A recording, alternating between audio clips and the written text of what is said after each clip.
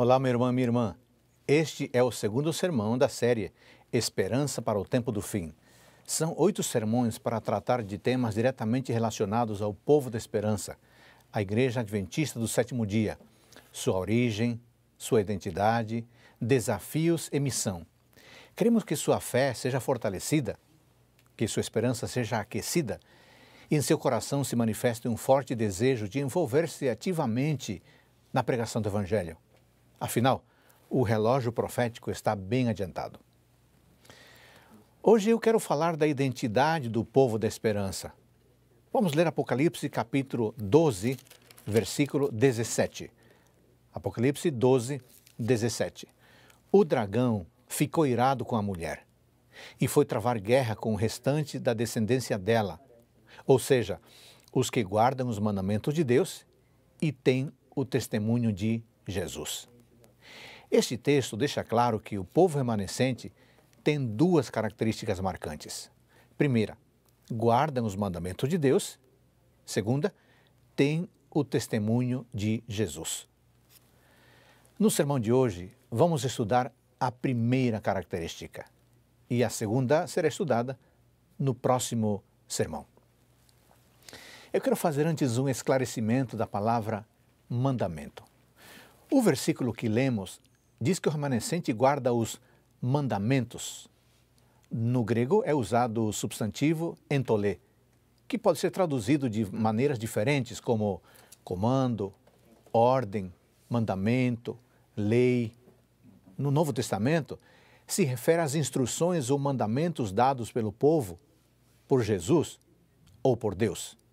Além disso, poderia se referir a um único mandamento ou à lei de Deus como um todo.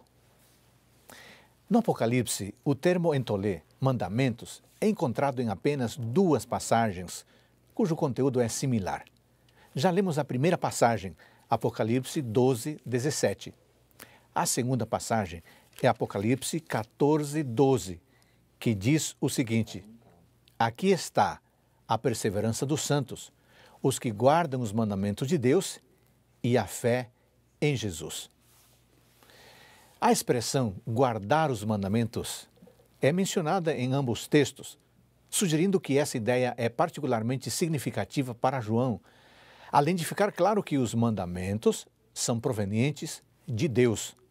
Nós, adventistas do sétimo dia, sempre consideramos a expressão os mandamentos de Deus, de Apocalipse 12, 17 e 14, 12, como os 10 mandamentos de Êxodo 20.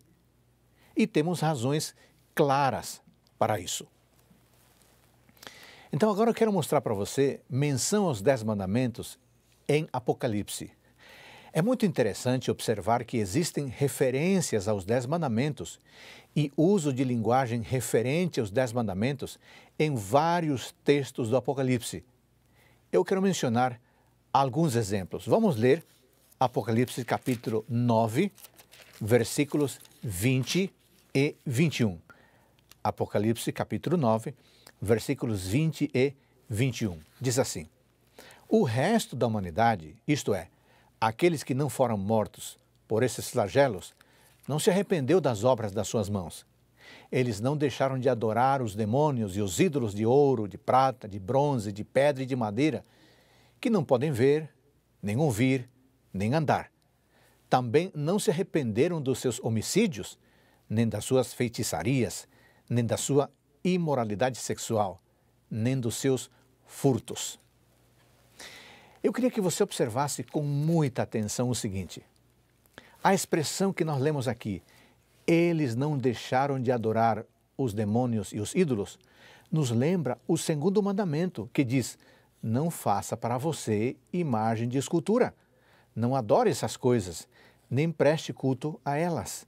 Êxodo 20, 4 e 5. A expressão também não se arrependeram dos seus homicídios nos lembra o 5º mandamento, que diz: não mate. Êxodo 20, 13. A expressão sua imoralidade sexual, lida aqui de Apocalipse 9, nos lembra o 7º mandamento, que diz: não cometa adultério. Êxodo capítulo 20, versículo 14. A expressão nem dos seus furtos, nos lembra o 8º mandamento. Não furte. Êxodo 20, 15. Agora vamos ler Apocalipse capítulo 10, versículos 5 e 6. Então o anjo que vi em pé sobre o mar e sobre a terra levantou a mão direita para o céu e jurou por aquele que vive para todo sempre, o mesmo que criou o céu, a terra, o mar e tudo que neles há, dizendo: já não haverá demora. Eu queria que novamente você se concentrasse, porque há algumas coisas interessantes aqui no texto que acabamos de ler. A expressão, o mesmo que criou o céu, a terra, o mar e tudo o que neles há, nos lembra o 4º mandamento, que diz: lembre-se do dia de sábado para o santificar, porque em 6 dias o Senhor fez os céus e a terra. Êxodo 20, 8 e 11. Vamos ler mais um texto mostrando como os mandamentos de Êxodo 20 aparecem direta ou indiretamente mencionados no livro de Apocalipse. Apocalipse capítulo 13, versículo 6, diz assim: a besta abriu a boca em blasfêmias contra Deus, para lhe difamar o nome e difamar o tabernáculo, a saber, os que habitam no céu. É claro que esse verso nos lembra o 3º mandamento, que diz: não tome o nome do Senhor seu Deus em vão. Êxodo capítulo 20, versículo 7.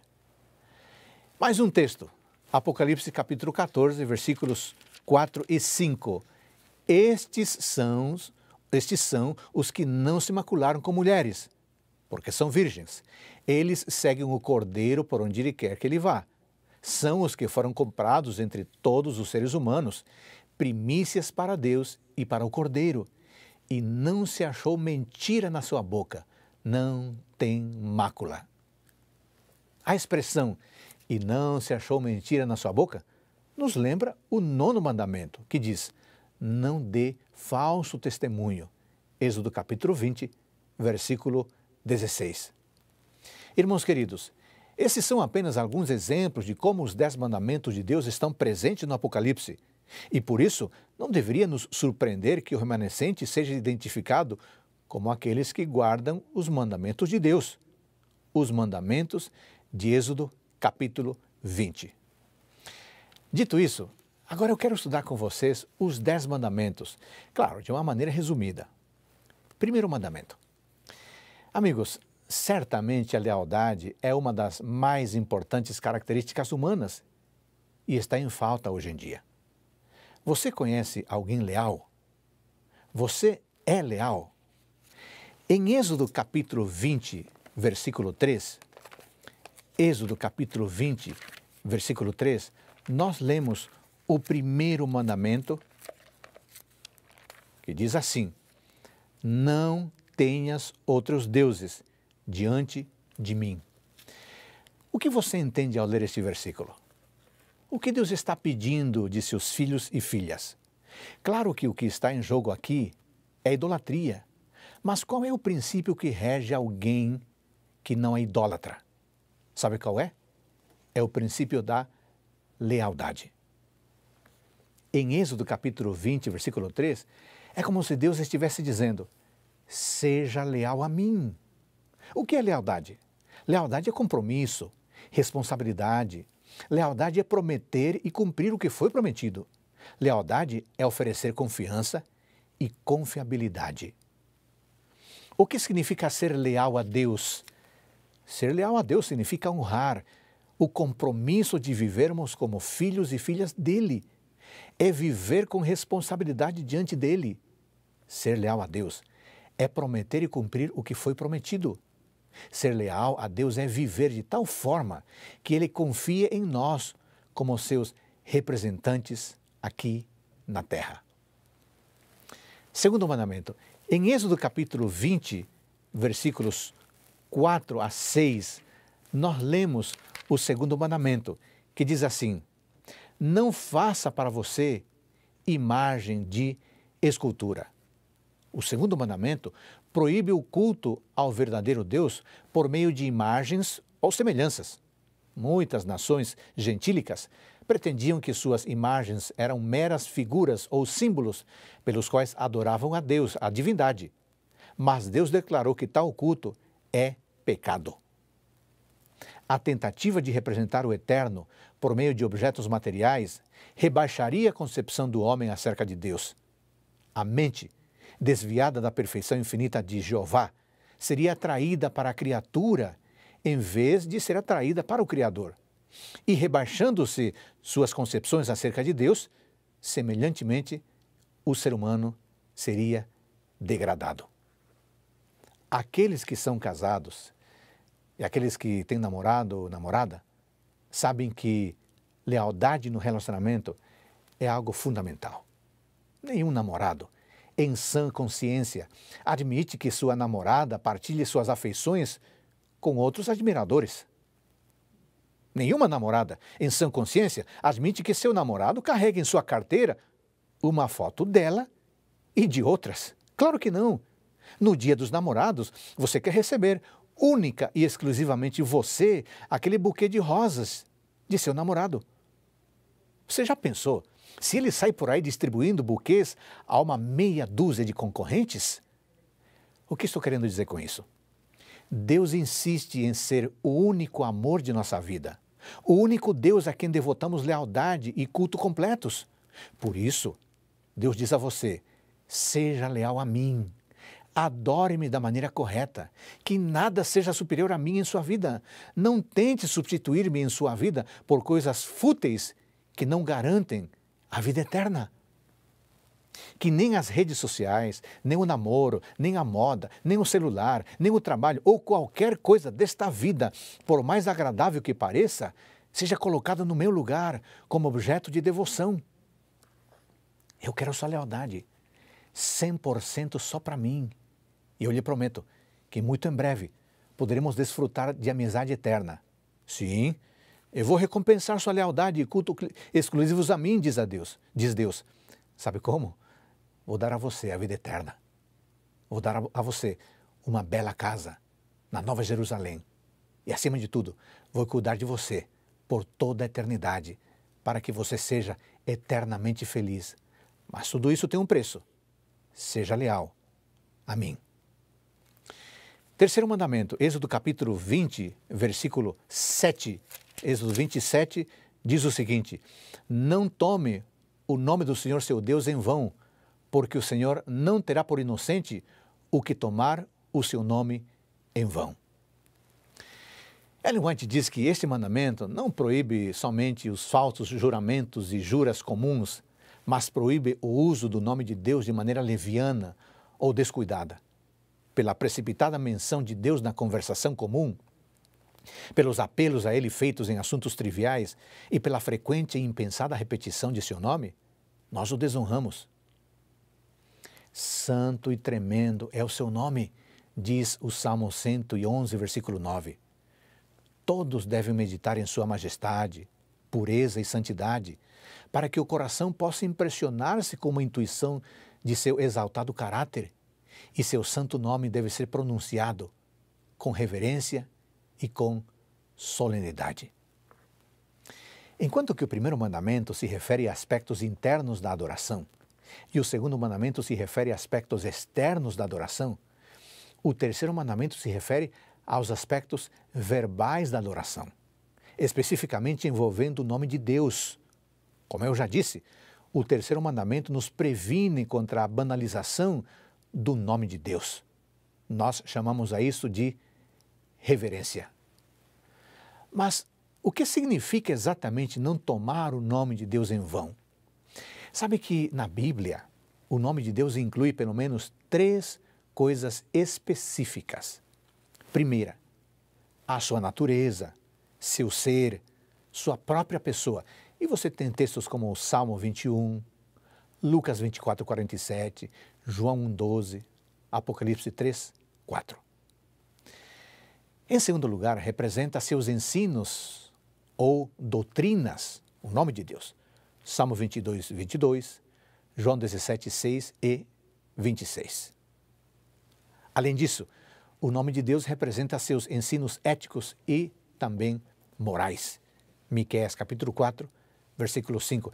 De maneira que tomar o nome de Deus em vão significa desrespeitar sua própria pessoa, desobedecer, desrespeitar suas doutrinas, desobedecer, desrespeitar seus ensinos éticos e seus ensinos morais. Sabe que vai chegar o dia em que Deus poderá lhe dizer: querida filha, querido filho, você me respeitou, respeitou meu nome, minhas coisas, meus espaços. Você se dirigiu a mim com fineza, com educação. Você me tratou com honra e suas ações honraram o meu caráter. Muito obrigado por isso. Eu quero viver com você pela eternidade. Afinal, já somos amigos e nos entendemos e nos respeitamos há muito tempo.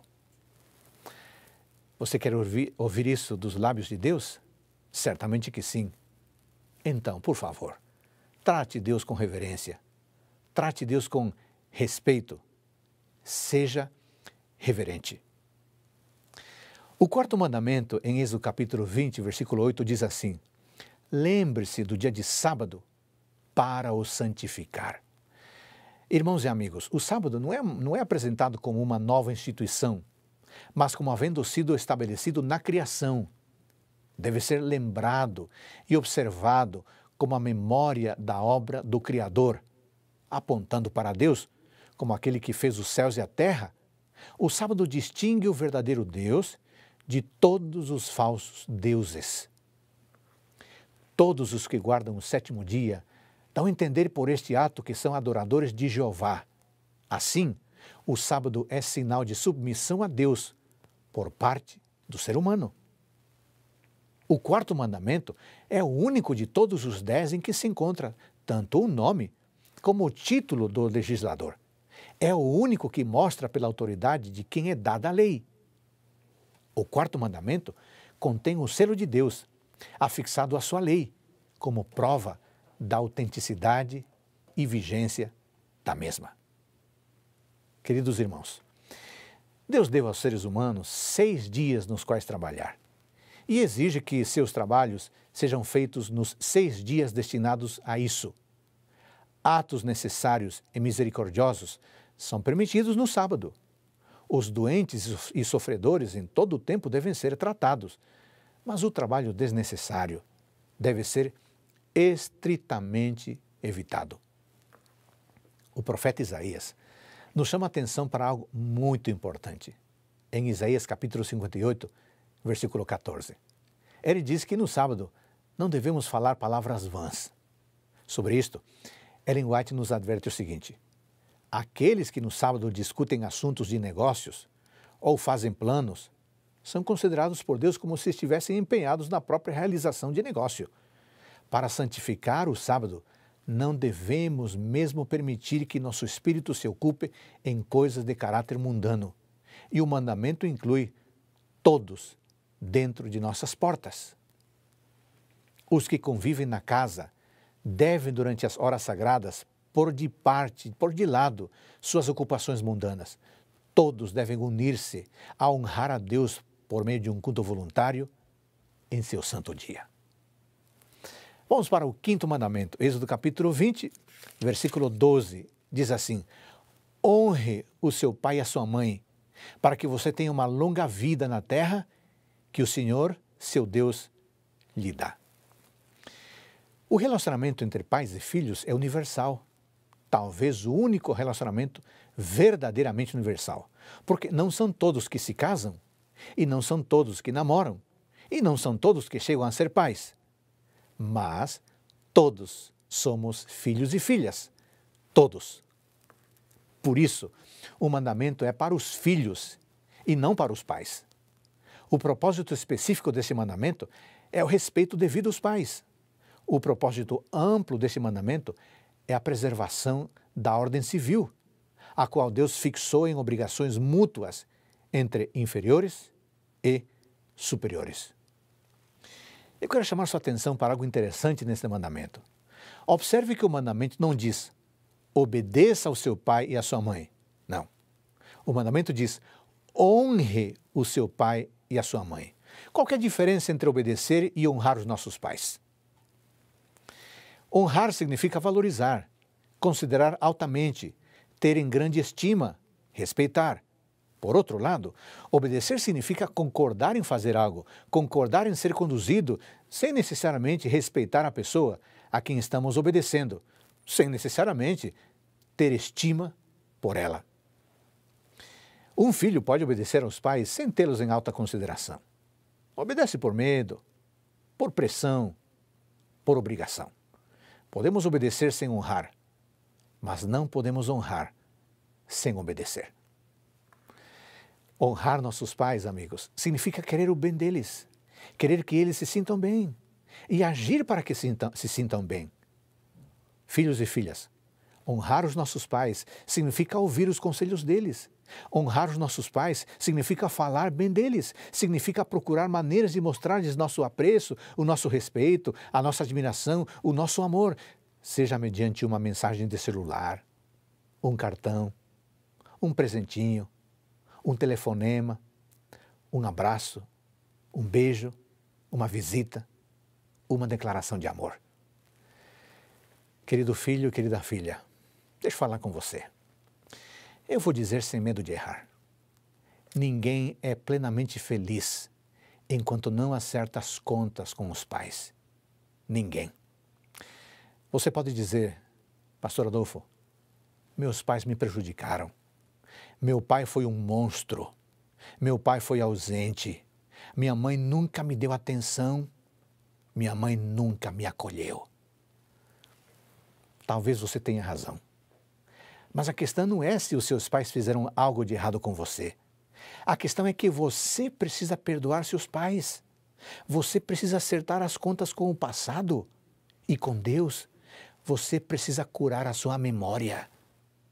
Se não fizer isso, quem perde é você. Vamos para o sexto mandamento? Êxodo capítulo 20, versículo 13, diz: não mate. Os instintos de conspiração contra a vida, a semente do desrespeito pela vida, está incrustada em nossa natureza pecaminosa. Afinal, por que Deus proibiria a humanidade de cometer assassinato se ele soubesse que algumas pessoas estariam livres de cometer assassinato? Não faz sentido. O sexto mandamento nos diz: não importa o seu tamanho, não importa se você é um tigre feroz ou um indefeso gatinho. Lá no fundo, você é um assassino em potencial. Por isso, não mate. O sexto mandamento proíbe o assassinato. E a palavra aqui usada aponta para uma ação premeditada e intencional. Por isso, o sentido do mandamento no original hebraico é: não assassinarás. Este mandamento ecoa o valor universal da integridade física do ser humano. A mais valiosa possessão do ser humano é a sua própria vida. O crime mais aterrador é roubar a vida. Ao proibir o assassinato, Deus nos ensina que Ele detesta a raiz do assassinato. E qual que é a raiz do assassinato? Inveja, ódio, raiva, desejo de vingança. Porque se esses sentimentos não existissem, certamente ninguém mataria alguém. Esses sentimentos nos levam à desvalorização da vida do outro e à consequente supervalorização da nossa vida, e assim nos tornamos assassinos em potencial. O recado de Deus para nós pode ser entendido assim: meu filho, minha filha, minhas exigências são altíssimas, porque na minha futura pátria eu quero pessoas leais, obedientes, respeitosas. Eu quero pessoas maduras. Eu sei que respeitar a vida do jeito que eu quero é quase impossível, humanamente impossível, mas você pode contar com a minha ajuda. Eu lhe dou o Espírito Santo, que vai transformar suas atitudes, permitindo ações cada vez mais responsáveis. Você verá que no final das contas, quem ganha é você. E veja, você não precisa ter a paciência de Gandhi, o autocontrole do apóstolo Paulo, a fé de Billy Graham, a consciência limpa de Lutero, a consagração de Madre Teresa ou a disposição de Ellen White. Não. Você apenas precisa dar um passo em minha direção. O resto é comigo. eu posso ajudar você a respeitar a vida. Vamos para o 7º mandamento? Êxodo 20:14 diz assim: não cometa adultério. Este mandamento proíbe não somente atos de impureza, mas também pensamentos e desejos sensuais ou qualquer prática com a tendência de excitar os sentidos. A pureza é exigida não somente na vida exterior, mas nos intuitos e emoções secretos do coração. Cristo, que ensinou os deveres impostos pela lei de Deus, em seu grande alcance, declarou ser o mau pensamento ou olhar tão verdadeiramente pecado como o é o ato ilícito. Lembremos, número 1, Deus separou o sexo para o casamento. Gênesis 1:22 e 2:24. Número 2, Deus ordena que sejamos puros. 1 Tessalonicenses 4:3, 1 Coríntios 6:13. Número 3, o sexo pré-conjugal é um pecado contra o corpo. 1 Coríntios 6:18. 4. O sexo pré-conjugal nos torna sujeitos ao juízo de Deus. Hebreus 13:4. Queridos solteiros e queridas solteiras, gostaria de dar um recado para você com todo o meu coração. Há razões de sobra para que você tenha um namoro puro. O apóstolo Paulo nos adverte em 1 Coríntios 6:16 que o ato sexual torna as pessoas envolvidas uma só carne. Isso significa dizer que toda vez que você dorme com uma pessoa, você também dorme com o passado dela. Sabe por quê? Porque o ser humano não consegue se desfazer do seu passado.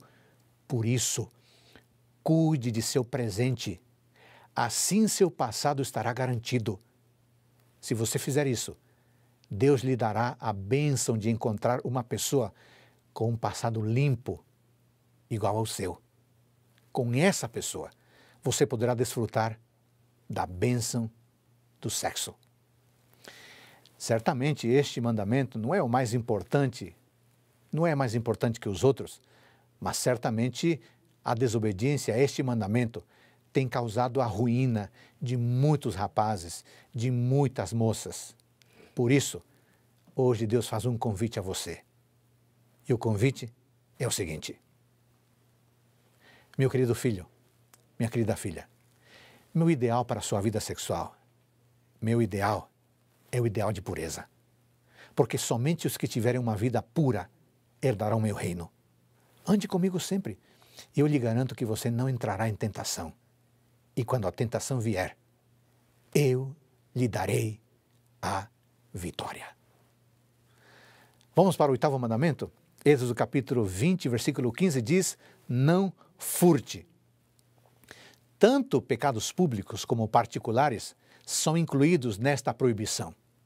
O 8º mandamento condena o furto de homens, tráfico de escravos e proíbe a guerra de conquistas. Condena o furto e o roubo. Este mandamento exige estrita integridade nos mínimos detalhes dos negócios da vida.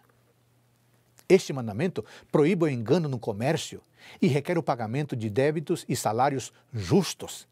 Declara que toda tentativa de obter vantagem pela ignorância, fraqueza ou infelicidade de outrem é registrada como fraude nos livros do céu. Hoje, Deus diz a você e a mim: minha filha, meu filho, seja honesto. Seja honesto nas pequenas atividades e nos grandes negócios.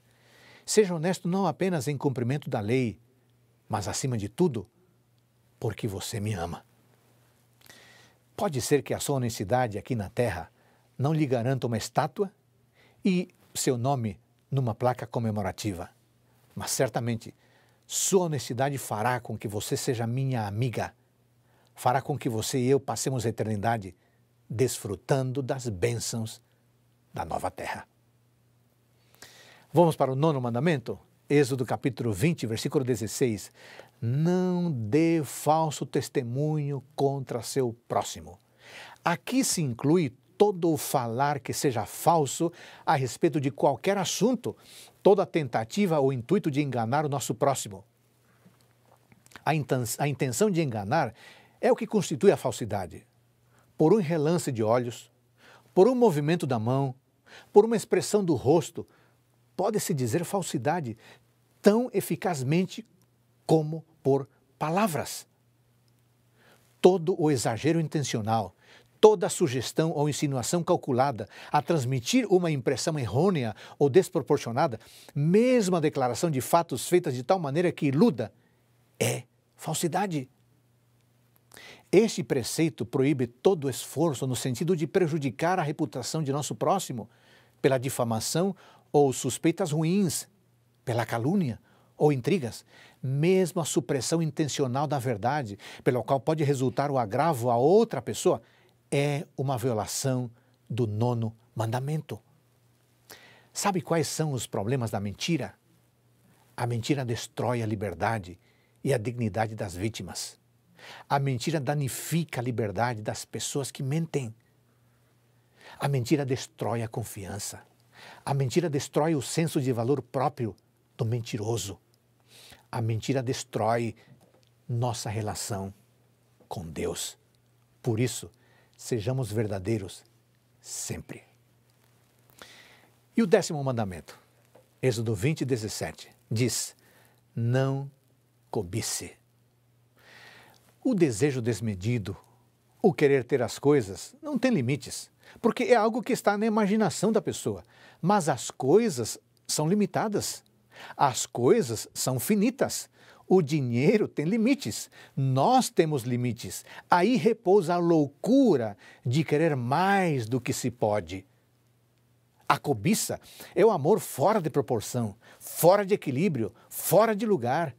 Cobiçar significa colocar nossa devoção em coisas, dinheiro, sucesso, fama, e transformá-las no centro de nossa existência, crendo que são o fundamento sobre o qual construímos a felicidade. Para o cobiçoso, as coisas se tornam mais importantes do que as pessoas e suas necessidades. Este 10º mandamento fere a própria raiz de todos os pecados, proibindo o desejo egoísta no qual nasce o ato pecaminoso. Aquele que, em obediência à lei de Deus, se abstém de condescender mesmo com o desejo pecaminoso daquilo que pertence ao outro, não será culpado de um ato mau para com seus semelhantes. Mas atenção, não nos enganemos. A cobiça não é essencialmente uma questão de pobreza ou de riqueza, não. Cobiçar é um vício e pecado tanto do rico quanto do pobre. Sabe por quê? Cobiçar é a insatisfação constante com o que se tem, seja muito ou seja pouco. Cobiça é o desejo desmedido de avançar mais, querer mais, procurar mais, almejar mais, planejar mais, a ponto de sacrificar tudo e todos para ter o que se quer. A pessoa tem uma bicicleta, mas obcecadamente ela quer um carro. A pessoa tem um carro, mas obcecadamente ela quer uma mansão. A pessoa tem uma mansão, mas obcecadamente, cegamente, quer um jatinho, quer um helicóptero, etc. Na cobiça, o problema não é ter muito ou ter pouco. O problema é a constante insatisfação com o que se tem, o que provoca um senso de constante infelicidade. O apóstolo Paulo nos aconselha que a vida de vocês seja isenta de avareza. Contentem-se com as coisas que vocês têm, porque Deus disse: de maneira alguma deixarei você, nunca jamais o abandonarei. Hebreus 13, 5. Sabe que esse verso de Hebreus 13, 5 nos leva a afirmar, sem medo de errar, que a cobiça e o descontentamento é um problema teológico. Por quê? Cobiçar é duvidar da capacidade de Deus nos sustentar. Cobiçar é duvidar de que Deus, ao seu tempo e ao seu modo, nos dará o que precisamos, mas nem sempre nos dará o que desejamos. Bom, de modo resumido, o que Deus requer de nós nos 10 mandamentos é o seguinte: 1. Lealdade. 2. Culto. Culto correto. 3. Reverência. 4. Santificação de seu dia. 5. Respeito à autoridade. 6. Respeito à vida. 7. Pureza. 8. Honestidade. 9. Veracidade. E número 10. Contentamento. Algumas pessoas dizem assim: não, pastor Adolfo, você está exagerando muito. O que importa diante de Deus é a minha sinceridade. O que importa é a minha boa intenção. Irmão, irmã, isso não é verdade. Isso não é correto. O que importa diante de Deus não é a nossa sinceridade e nem nossas boas intenções.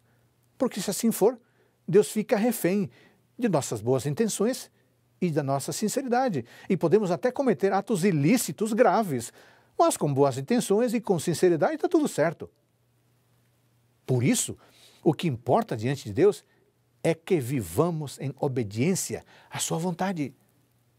Se você é parte do povo remanescente de Deus, então você deve viver como uma pessoa remanescente. O povo remanescente de Deus precisa crescer em santidade, precisa demonstrar em seu estilo de vida que nasceu de novo, precisa viver em honra a Deus, precisa obedecer aos 10 mandamentos de Deus.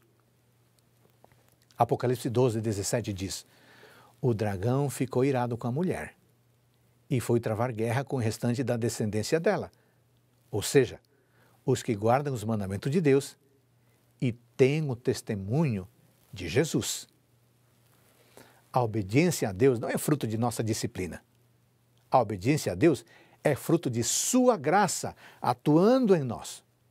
Quando obedecemos, mostramos que a graça salvadora do Senhor está agindo em nós, está operando a transformação necessária para que um dia possamos habitar com Ele na nova terra.